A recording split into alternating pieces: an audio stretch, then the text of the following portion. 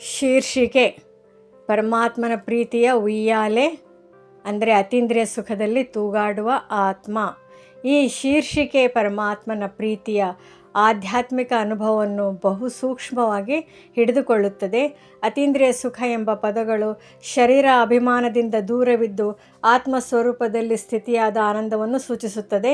ಉಯ್ಯಾಲೆ ಎಂಬ ಉಪಮೆ ತುಂಬ ಸುಂದರ. ಅದು ಸ್ಥಿತಿಪ್ರಜ್ಞೆಯಲ್ಲಿ ತೂಗಾಡುವ ಭಾವನೆ, ನಿತ್ಯ ಸಂಪರ್ಕದ ಲಾಲನೆಯ ಅನುಭವವನ್ನು ಸೂಚಿಸುತ್ತದೆ.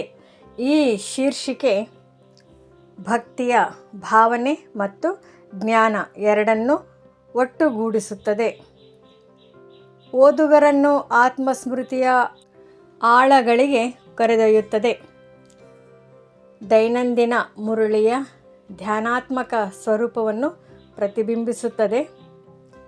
ಹೆಚ್ಚುವರಿಯಾಗಿ ಇದನ್ನು ಉಪಶೀರ್ಷಿಕೆಯಿಂದ ಸಮೃದ್ಧ ಮಾಡಬಹುದು.